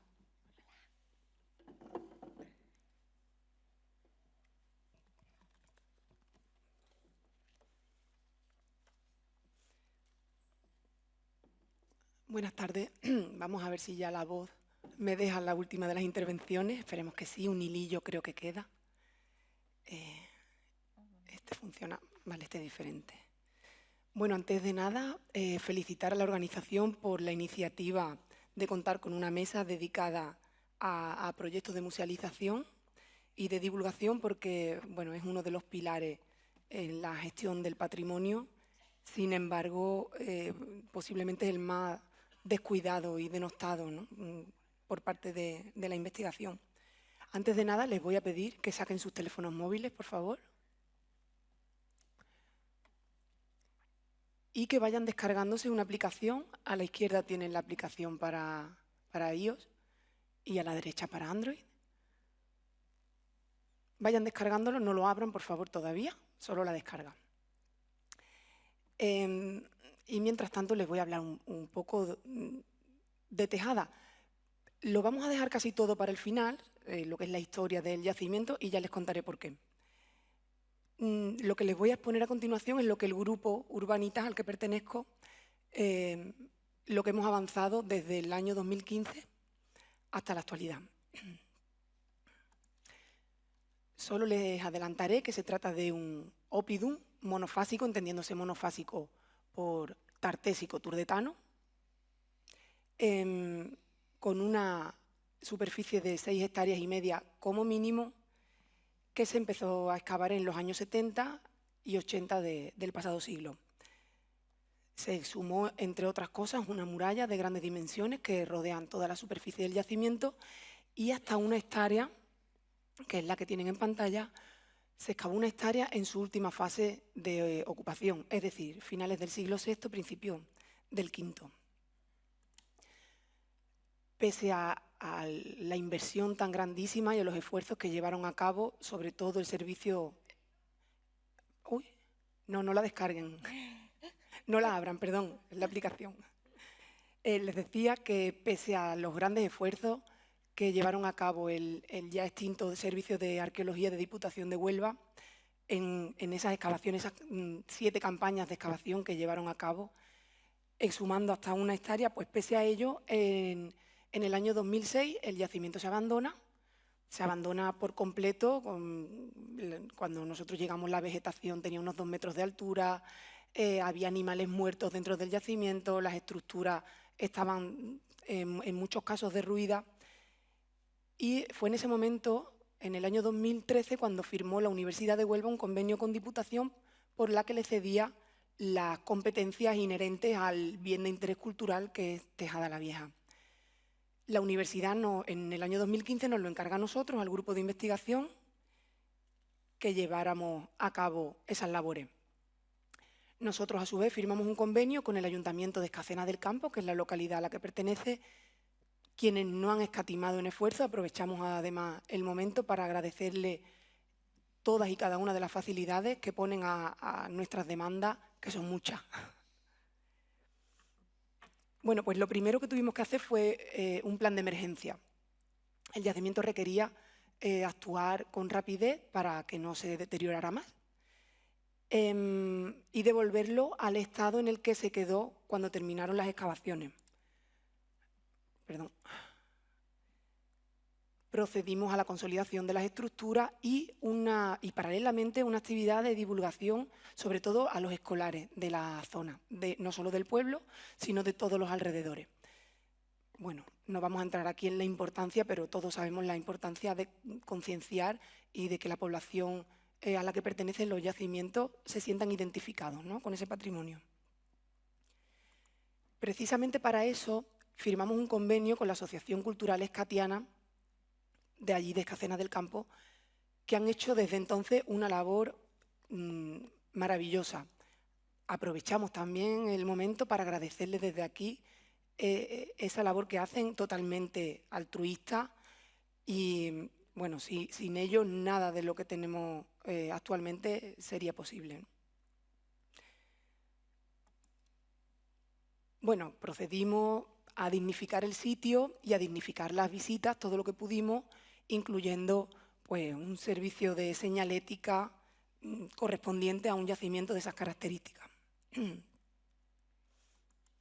y aplicarle tanto por una parte para la conservación de las propias estructuras como para el mantenimiento, hacerlo lo menos costoso posible, así como para la divulgación, que fuera más comprensible para las visitas, aplicarle un código de caliza con un código de color en función si se trata de un espacio abierto, cerrado, con los problemas que eso implica, porque en muchas ocasiones pues tenemos muchas dudas sobre la adscripción de diferentes estancias a una funcionalidad concreta. También para mejorar la visita, pues bueno, se han empezado con una serie de aplicaciones para tablet, para cuando los visitantes vayan allí puedan recrear uno de los edificios en concreto. Procedimos también a cerrar un falso histórico. Los que conozcan Tejada, a ver, aquí estaba el corte que el profesor Blanco en los años 70 hizo para conocer la muralla por dentro. La conoció, la publicó, pero bueno, como era un falso histórico realmente, pues tuvimos a bien cerrarla porque distorsionaba un poco la imagen del lugar y complicaba mucho la visita y también la conservación de esos restos, ¿no? Algo de investigación hemos hecho, poco, pero hemos podido avanzar en algo. Estos son los resultados de la prospección geofísica que llevamos a cabo, cuyos resultados ya se han publicado en las actas del último congreso, el celebrado en Mérida. Resultados iniciales, pero bueno, que son en cualquier caso abrumadores, ¿no?, de todo el trabajo que queda por delante. Y teniendo como base esa prospección geofísica, hemos procedido con muchas licencias y más después de la intervención de Pablo, nos hemos tenido que permitir muchas licencias porque en nuestra ecuación lo que primaba era el tiempo de ejecución y el dinero también, claro está, el coste del trabajo, pero sobre todo primaba el tiempo de ejecución. Entonces nos hemos basado para la planta de las estructuras que recreamos en la prospección geofísica y en las estructuras excavadas. Sin embargo, para el resto pues nos hemos permitido muchas licencias comparándolo con otros yacimientos de la misma época en diferentes partes del Mediterráneo. Pero bueno, el paisaje sí que es una reconstrucción fiel, totalmente fiel al actual, teniendo en cuenta algunos aspectos del pasado, pero la topografía sí que es una recreación fiel y bueno, a mí me parece que son exquisitas, personalmente.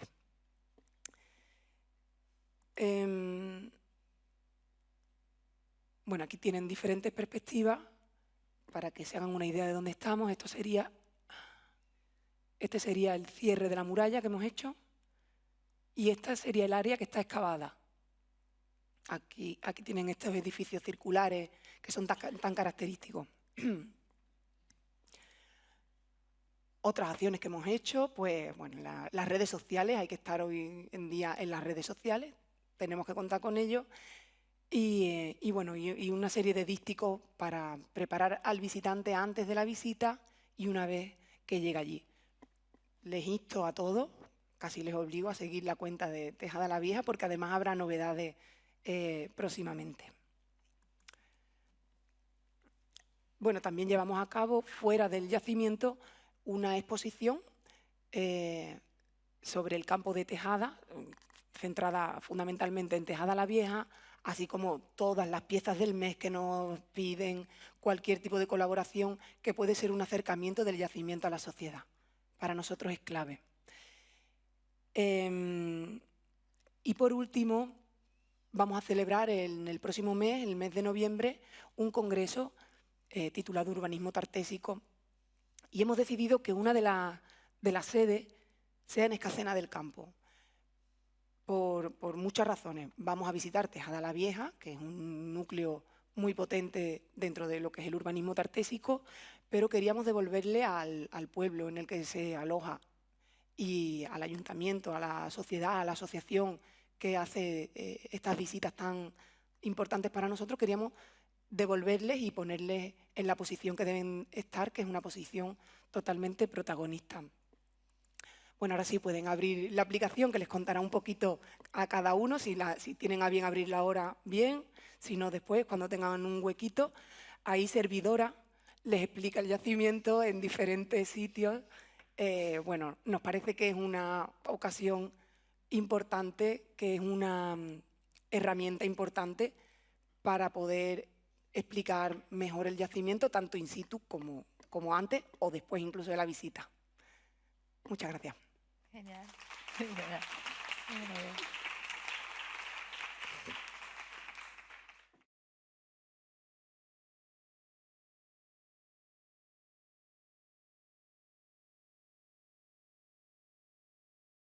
Bloque que corre a mi cargo.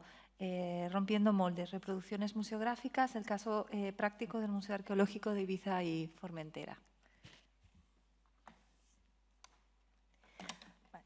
Con la presente comunicación querríamos difundir algunos de los trabajos llevados a cabo por el Museo Monográfico de Ibiza y Formentera en el ámbito de la reproducción arqueológica.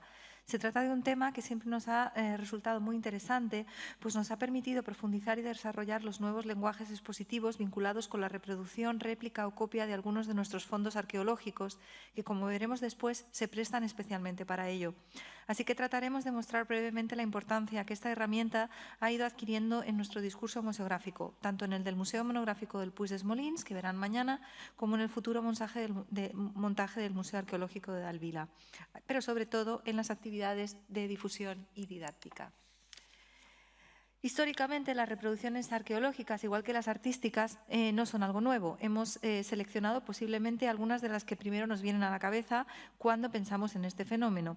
Y es que imitar la realidad, copiarla o reproducirla es una antigua necesidad del hombre. Se trata de una forma de aprender, de adquirir conocimientos y habilidades mediante la práctica y la repetición. Se podrían citar miles de ejemplos a lo largo de la historia de cómo artesanos y artistas aprenden a dominar primero las técnicas básicas, copiando, imitando y reproduciendo a los que les precedieron antes de desarrollar su propia voz. Las primeras copias conocidas son las esculturas griegas que alcanzaron su auge entre la época republicana, entre los siglos II y I a.C., cuando los artistas romanos comenzaron a reproducir de forma casi seriada esculturas griegas de época clásica. Muchas de las copias realizadas a lo largo de la historia son actualmente los únicos testimonios de las obras que inspiraron, ya que los originales se han perdido por uno u otro motivo. En el Renacimiento se comenzaron a usar estas réplicas para aprender técnicas de dibujo, para mostrar moda que se extendió a finales del siglo XVII con el desarrollo de las academias de bellas artes, por lo que se multiplicaron las réplicas de yeso, creándose importantes colecciones de estas escuelas. La creación de duplicados alcanzó su auge en el siglo XIX, cuando se crean varios museos de reproducciones y se decoran los hogares y jardines de las clases más pudientes e incluso los edificios públicos con ellas. A finales del siglo pasado, las réplicas de escultura comenzaron a perder impulso, quizás en parte por el uso abusivo que supuso la introducción del plástico, la producción industrial y el mundo del souvenir a escala mundial, que devaluó la percepción que el público tenía sobre ellas con una reproducción seriada y masiva de objetos de arte. He tratado de localizar una foto, pero no he sido capaz, pero cuando yo tenía unos 10 años, uno de mis objetos favoritos era un pequeño busto de Nefertiti que brillaba en la oscuridad. En los últimos tiempos se han producido una revalorización de las reproducciones y réplicas artísticas, entendiendo estas como herramientas versátiles para trabajar en diferentes frentes del patrimonio arqueológico y artístico, como la conservación, la investigación, la didáctica y la difusión del patrimonio arqueológico. Específicamente en el mundo arqueológico, no digamos habitual, pero sí con un uso bastante extensivo, se usan réplicas en determinados casos. Es, por ejemplo, cuando los restos arqueológicos están especialmente frágiles o deteriorados, cuando se precisan para investigación o estudio, como en el caso, por ejemplo, de los restos antropológicos, o la exposición in situ en yacimientos, monumentos o sitios arqueológicos. En este caso, el uso de réplicas permite que el público en general pueda apreciarlos, manipularlos y acceder directamente a ellos sin el riesgo de dañar los originales. En el caso específico que nos atañe, es verdad que tenemos una serie de objetos que invitaban o sugerían la posibilidad de realizar réplicas para utilizarlas con fines de difusión y didáctica. ¿Y cuáles son esos principales motivos para emplear réplicas o reproducciones en un museo como el nuestro específicamente? Pues una de ellas es emplearlas para ayudar a preservar los originales, es decir, siempre que para el original implique algún tipo de estrés o riesgo la exposición. Por motivos de conservación, cuando el original es demasiado frágil o puede sufrir daños durante su exhibición, cuando se precisa de una pieza en concreto para reforzar el discurso museográfico y por la razón que fuere no está disponible para préstamo o traslado, ante la desaparición, robo o daño, siempre que se cuente con la suficiente información para elaborar una réplica y por motivos didácticos o para facilitar el acceso a las mismas de personas con problemas de visión. Es importante que diferenciemos entre dos términos que a veces usamos de forma equivalente sin serlo exactamente. Una réplica es una copia exacta de una pieza arqueológica obtenida mediante el empleo de un molde. Es la técnica heredera de las antiguas glipsotecas, por ejemplo. Para la elaboración de una réplica se puede utilizar diferentes tipos de resinas, polímeros, cargas, morteros. La variedad disponible en el mercado en la actualidad permite imitar prácticamente cualquier materia original. Las réplicas de un mismo objeto son idénticas entre sí, variando únicamente el acabado final. Las réplicas han sido los materiales auxiliares más utilizados en los museos, ya que tienen un menor coste, reproducen con fidelidad los detalles del original, pueden manipularse y si sufren daños se sustituyen de forma bastante asequible. Pueden además emplearse con fines didácticos. Una reproducción, por el contrario, es una pieza elaborada de forma artesanal, utilizando las mismas materias primas con las que se hicieron los originales y siguiendo procesos de fabricación similares a los utilizados en el pasado. A diferencia de las réplicas, nunca serán iguales al original y pueden variar sensiblemente de una a otra, ya que no hay dos reproducciones iguales, salvo que el proceso artístico empleado para obtenerlos incluya las técnicas de fundición o vaciado.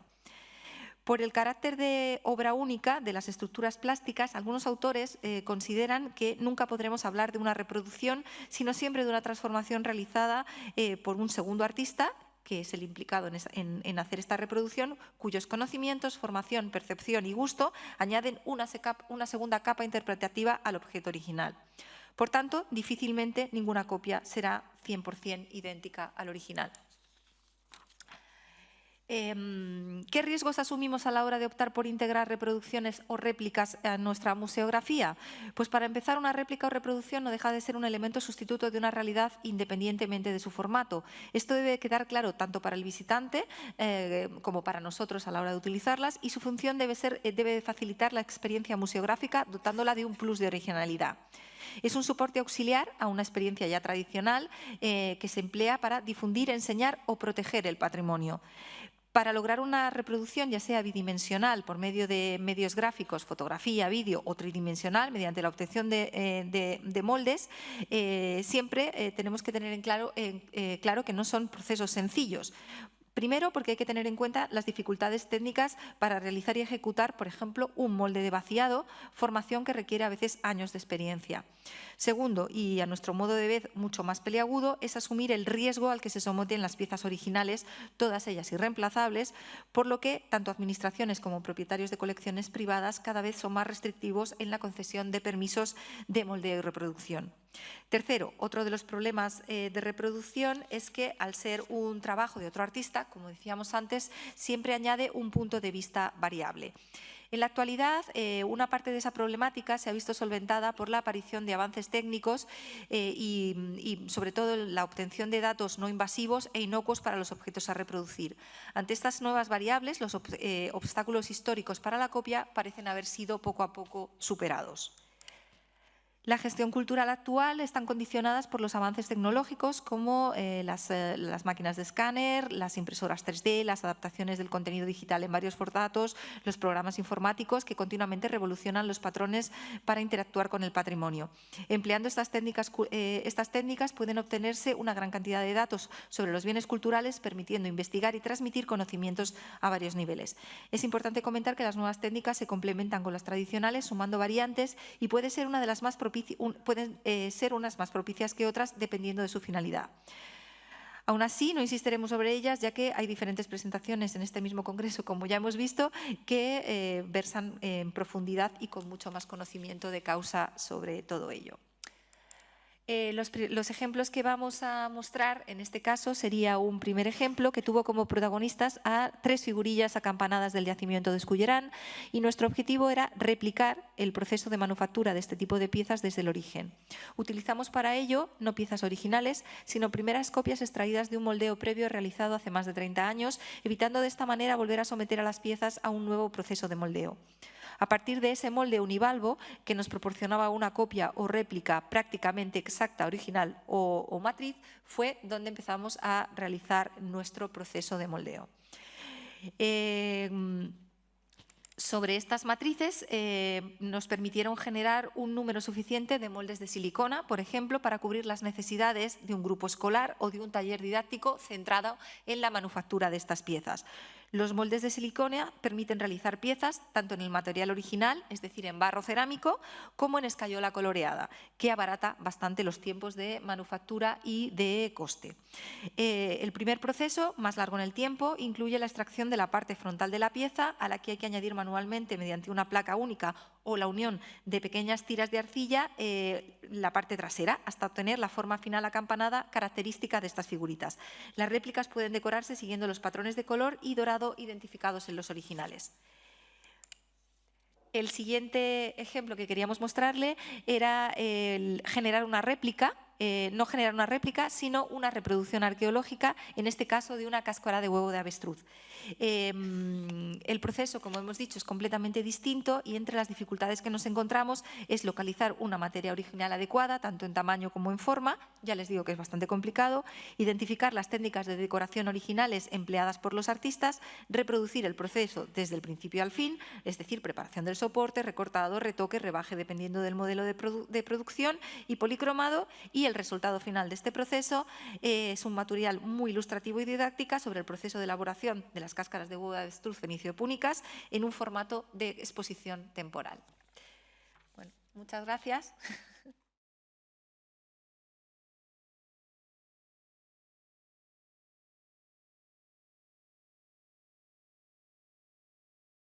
Hola, bienvenidos de nuevo a esta segunda sesión de proyectos de musealización y divulgación, que vamos a empezar con una presentación de Josep R. Casals, Esther Rodríguez, que está aquí con nosotros, González, Sebastián Celestino Pérez, que se llama Jugamos o divulgamos, el uso de los motores de videojuego como herramienta para la reconstrucción virtual del patrimonio. Gracias, Esther. Bien, muchas gracias y buenas tardes a todos. Aunque, bueno, nos habría encantado que nuestro compañero Josep nos acompañase hoy, más que nada porque el que realmente entiende de tecnologías y reconstrucción 3D es él. Bueno, me consta que nos sigue por las redes, así es que pues le mandamos un recuerdo desde Ibiza. Este proyecto Jugamos o divulgamos, que es como hemos titulado esta conferencia, en realidad es un proyecto que acabamos de iniciar, es decir, está prácticamente en sus primeras fases, pero nos parecía interesante traer aquí los trabajos que estamos haciendo en torno a la reconstrucción del patrimonio, en este caso enfocado principalmente al yacimiento de Casas del Turuñuelo, porque desde Construyendo Tartesos, que es el proyecto que engloba toda la labor que realizamos en torno a la arqueología protohistórica del Valle Medio del Guadiana, bueno, pues siempre hemos tenido un interés o siempre nos hemos involucrado mucho en el desarrollo de las actividades de divulgación, en este caso en el marco de otro proyecto que tenemos de Tarteso en Comunidad.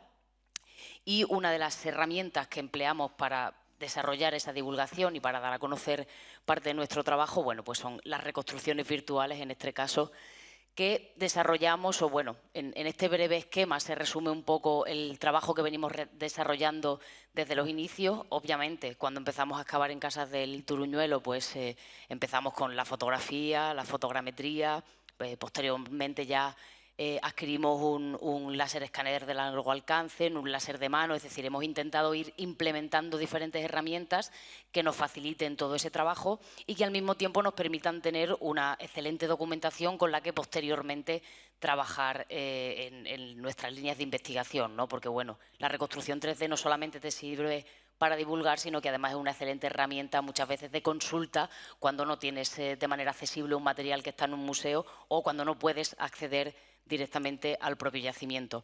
Hemos trabajado en un gran número de elementos a nivel material, en este caso todas las piezas que ven aquí corresponden al yacimiento de Canchorroano, otro de los enclaves en los que trabajamos paralelamente con el objetivo, ojalá, en un futuro no muy lejano, de poder hacer un pequeño museo virtual, ¿no?, de todos estos materiales que vamos recuperando y que vamos reconstruyendo, pero principalmente nuestra línea de investigación se enfoca en el estudio de la arquitectura. En este caso, bueno, pues trabajamos en la documentación y virtualización de estos 4 yacimientos, Canchorroano, La Mata y Casas del Turuñuelo, y Cerro Borreguero, que es un yacimiento un poco más antiguo, pero que también se inscribe dentro de nuestro proyecto de investigación.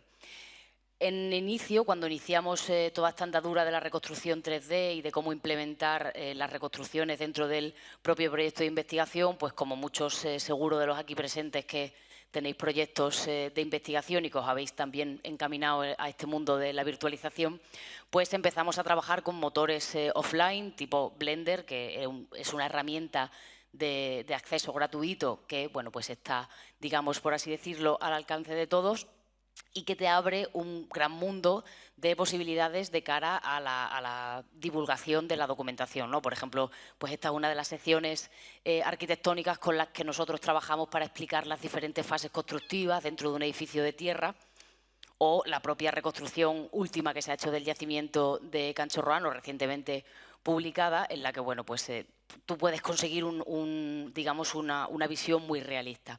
¿Qué ocurre con los motores de renderizado offline? Que cada vez que tú necesitas sacar una imagen o una instantánea de una de esas escenas, tienes que paralizar el proceso de creación y poner el modelo a renderizar. En función de la máquina o la tarjeta gráfica que tengas, el procesador que tengas, tu renderizado será más rápido o más lento, pero a veces incluso puede llevar 24 o 48 horas de renderizado en función del volumen de polígonos y de puntos con los que trabajes. Ante esta situación, ante la dimensión un poco de la arquitectura de Casas del Turuñuelo, a Josep se le ocurrió la posibilidad de comenzar a implementar motores de videojuegos, de desarrollo de videojuegos, en la reconstrucción de Casas del Turuñuelo para hacer una reconstrucción en tiempo real. Es decir, conforme uno va reconstruyendo, va interaccionando con el propio yacimiento. Unreal ya ha desarrollado en este caso, bueno, un gran número de videojuegos, he puesto este porque, bueno, tiene un edificio como ejemplo. La parte buena que tiene este desarrollador es que te permite mover grandes volúmenes de geometría sin necesidad de tener un procesador de gran amplitud, por así decirlo. De esa manera nosotros comenzamos con la reconstrucción de Casas del Turuñuelo a partir de un modelo fotogramétrico. Es cierto que Unreal no te permite diseñar la geometría en el propio programa, es decir, tienes que diseñar los volúmenes primero en un motor de renderizado offline y luego ya esa geometría pasarla a Unreal y aprovechar las ventajas que tiene tanto a nivel de textura como a nivel de iluminación.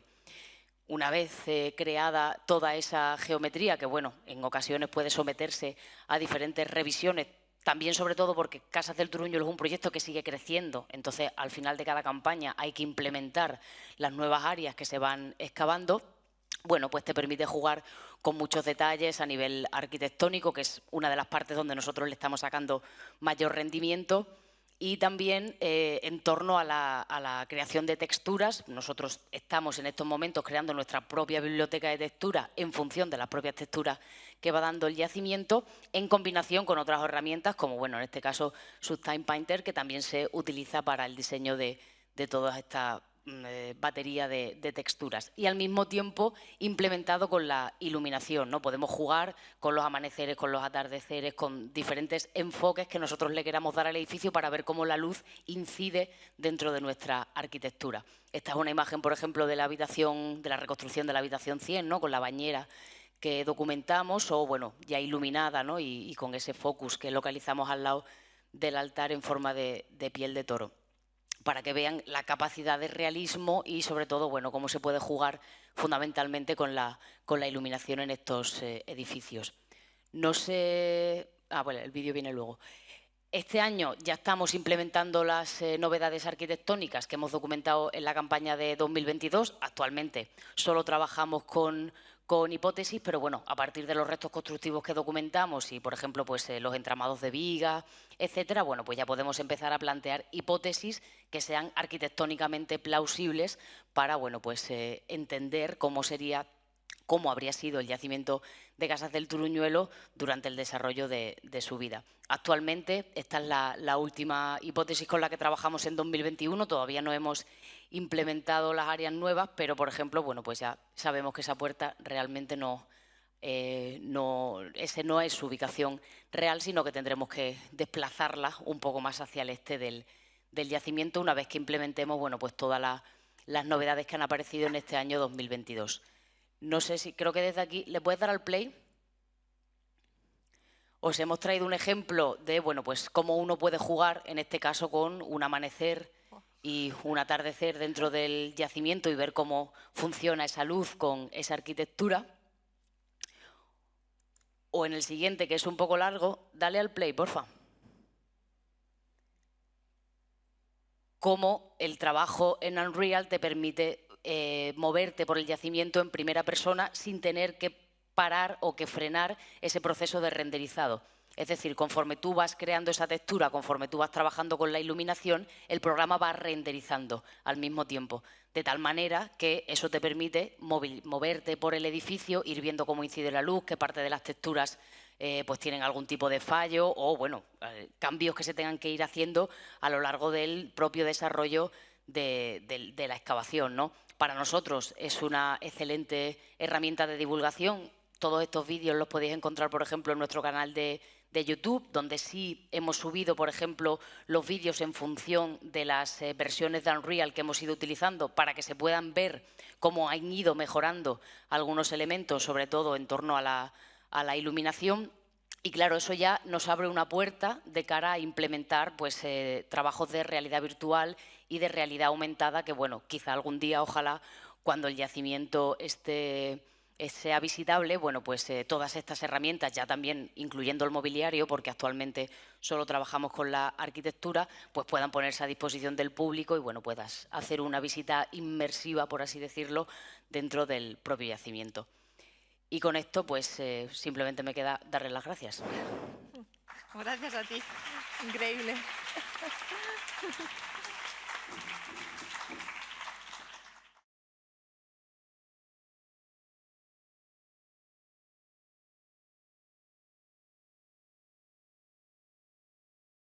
Bueno, seguimos con Sveta Manova, de Ancient Mediterranean Digital Project.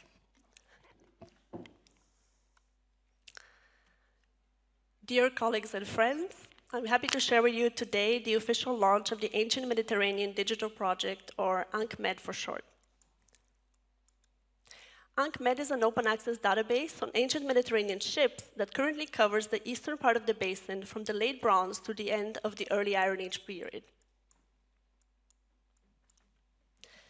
The project is the outcome of a postdoctoral fellowship and was initially conceived as a means to publish the nearly 600-page catalog of my doctoral dissertation, which was far too large to realistically publish in print. Since then, its goals have evolved by adding a digital photogrammetry component, and there are future plans to expand its scope to include the Western Mediterranean regions in order to provide a holistic view of the entire Mediterranean. In its current form, the database provides a comprehensive catalog of all known ship representations of the Aegean, Cyprus, and the Levant, with a scatter of a few more from Anatolia, Egypt, and the Near East. It covers a span of about 800 years, from circa 1500 BC to the beginning of the Archaic period.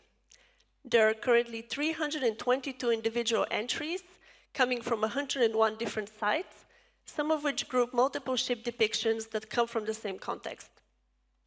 As an update of previous works on the topic, over a third of the catalog is composed of newly gathered material, with 40% provided with my own original illustrations. The interactive map occupies the homepage. Here you will initially see displayed all of the sites for which there are database entries. You can use the map filters on the left to further narrow the distribution. To provide an example, if I specify Bronze Age ship models from the Aegean and Cyprus, specifically from funerary context, I get 6 results. Clicking on a map pin will show the number of relevant objects, which will then redirect to their corresponding entries. Aside from visualizing distribution spatially, the map will serve as a basis for future expansions, such as options to display currents, land visibility, and travel time estimates. The second core page is the Advanced Database Search, which you can access from the ribbon on the home page or from the top right menu section. Okay. It was coded to have two different types of searches. One where the user can try keywords of their own choosing, and another that provides pre-selected choices. On the top left is the standard keyword search, which scans all of the text of the database entries. The timescale, meanwhile, simplifies the issue of multiple chronologies, which are still available on the individual object entries. The remaining categories work in the same way as those of the map filter, but have more options. These include standard categories by region, medium, material, context, and find spot. In addition, there are three categories that are specifically concerned with the technical aspect of the ships. They include a classification by ship type, figurehead, and other technical features. This tool is particularly useful for comparative purposes. For example,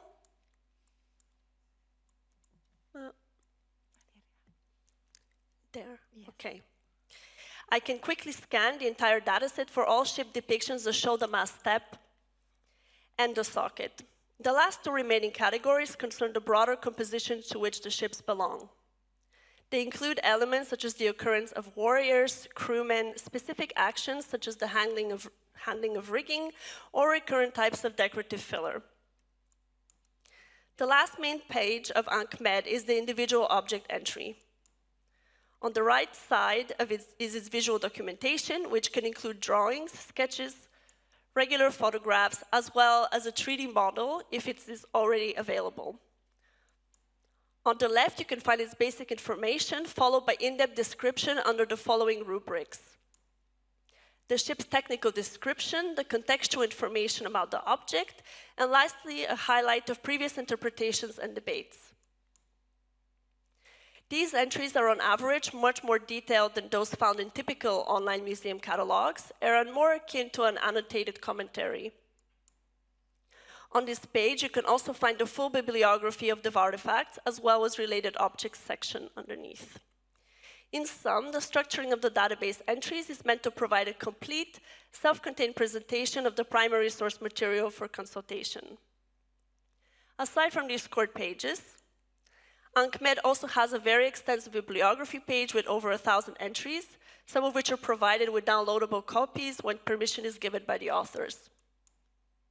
There is also a glossary of technical terms used throughout the catalog.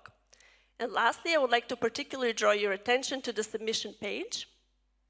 Here, visitors can submit and alert the project regarding either new or missing ship depictions, provide further comments, corrections, or additional visual documentation.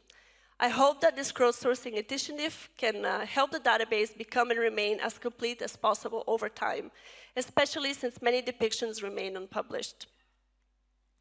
The creation and structuring of AnkMed was guided by a desire to address several issues in approach and presentation. These affect not only questions of accessibility, but also methodology and analytical transparency. Changes in print publishing and image copyright issues have made vast synoptic works, such as Le Musée Imaginaire de la Marine Nautique by Lucien Bache, virtually impossible to replicate nowadays. Digital databases such as AnkMed can provide a solution to current publishing limitations, allowing to assemble large datasets that are otherwise typically physically dispersed across many dozens of museum collections around the world. This format also has the benefit of being able to stay up to date, while its better visibility and crowdsourcing potential can hopefully ensure the collection's future growth. The advanced search tool, meanwhile, provides a convenient way to quickly look for specific technical elements of interest. One of the ongoing expansions of AnkMed is the creation of digital photogrammetry models for the nonlinear representations.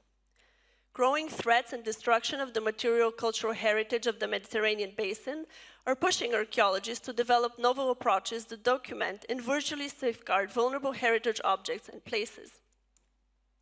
Artifacts held in museum collections are far from exempt from unforeseeable threats. Indeed, a number of objects featuring in my doctoral work are no longer accessible due to loss, damage, or misplacement. The serious damage suffered by the Beirut Archaeological Museum during the explosion of August 4, 2020, is but one of those recent examples. The photogrammetry component of the database will provide an important new aspect that greatly impacts both the ability of in-depth remote study of the material and the long-term preservation of the objects. High-quality 3D models afford an incredible level of detail and accuracy, allowing the observation of minute details such as fingerprints, tool marks, and fabric inclusions. They allow to take precise measurements remotely and can be used to 3D print exact replicas for educational and preservation purposes.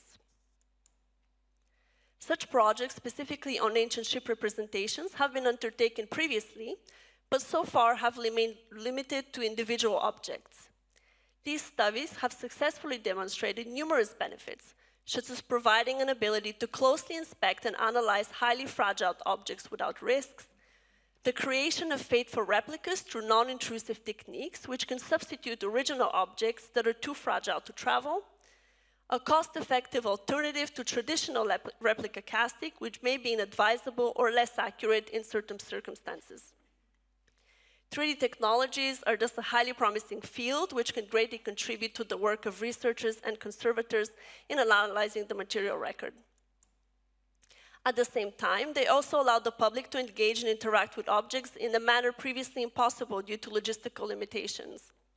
If you're interested in keeping up to date with the growing collection of 3D models created for AnkMed in the future, you can follow the project Sketchfab account for new additions. Aside from growing the digital photogrammetry collection of the database, my immediate future goal is to expand AnkMed to include the Western Mediterranean. I am also awaiting results on a postdoc proposal which would further focus on creating a virtual reality museum space where users will be able to interact with the 3D objects and directly experience aspects of scale, materiality, and overall visual impression. I would like to close by inviting you to try out the database. One of the goals was to focus on user experience and make sure that the database is easy and convenient to navigate. Any feedback, therefore, would be most welcome, which you can do either through submission form or by emailing me directly. I also hope that you can help spread the word so that the database can continue to grow and remain as up-to-date as possible. Thank you very much for your attention. Thanks.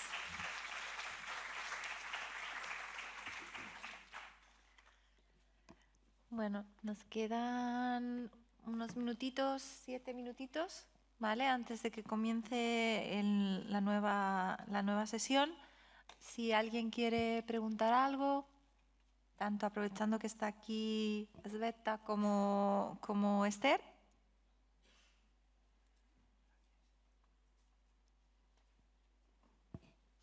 ¿No? ¿No nos animamos? Bueno, pues nada, muchísimas gracias y a continuación les dejo con Nicolás Márquez Gran.